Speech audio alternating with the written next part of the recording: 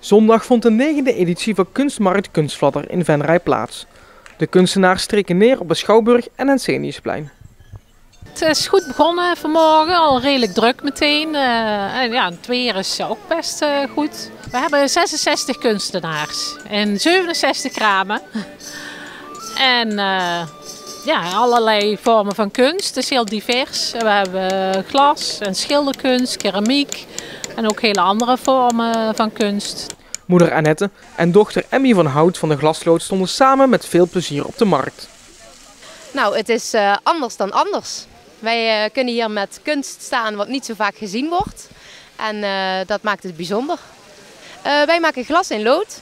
Maar niet zomaar glas en lood. Wij maken glas en lood kunstwerk. Dus geen ramen. Maar echt kunst voor binnen en buiten. De ramen van glas en lood, ja, dat kent iedereen eigenlijk wel. En wij hadden zoiets van, nou, we willen eens wat anders maken met glas en lood. Want er zijn zoveel meer mogelijkheden mee. Ja. Dus we zijn een beetje out of the box gaan denken. En ja, we hebben allebei onze ideeën daarover. En dat blijkt een hele leuke match te zijn. En dat gaat altijd goed? Ja, eigenlijk wel, hè? Ja, het gaat eigenlijk prima. Want smaken verschillen, maar ja, dat is ook bij de mensen zo. Dus ook bij de klanten verschillen de smaken. Dus het sluit eigenlijk mooi aan, hè? Ja, precies. Ja. Ook schilder Jan Maassen had een kraam op het plein. Ja, het blijft altijd spannend, hè? Zo naar de mensen toe en dan ja, je moet je gezicht toch laten zien, anders vergeten ze jou, hè? Ik zit nu in de AOE, het bevalt me hartstikke goed. En ik krijg mijn tijd wel goed om. Ja, maar je bent en je blijft actief in de kunst. Ja, absoluut. Dat houdt je jong. En zit ook dicht bij de mensen dan, hè? Ik doe nog portretten en landschappen. En veel bloemen nou op het moment. Ja. Het is net wat, niet meer zo commercieel als vroeger.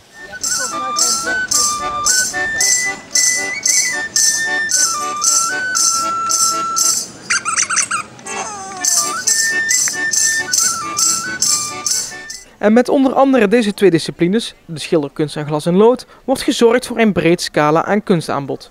Iets dat misschien wel de kracht is van Kunstvladder. Denk ik wel. En ook dat mensen actief hun kunst aanbieden en delen met het publiek. Ze willen graag laten zien wat ze maken, ook soms hoe ze het maken. Ja, dat denk ik wel. Ja. De vorige editie bestond de organisatie uit een klein groepje, maar dit jaar heeft Alice Huis de markt alleen georganiseerd. Ja, het is wel veel werk, dus ik zoek wel iemand erbij.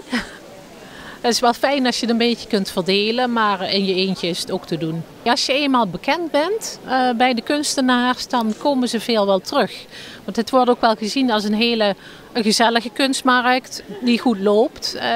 Dus ja, dan komen ze altijd weer terug. En volgend jaar is het feest voor de kunstmarkt. Op zondag 12 juli zal namelijk de 10e editie plaatsvinden.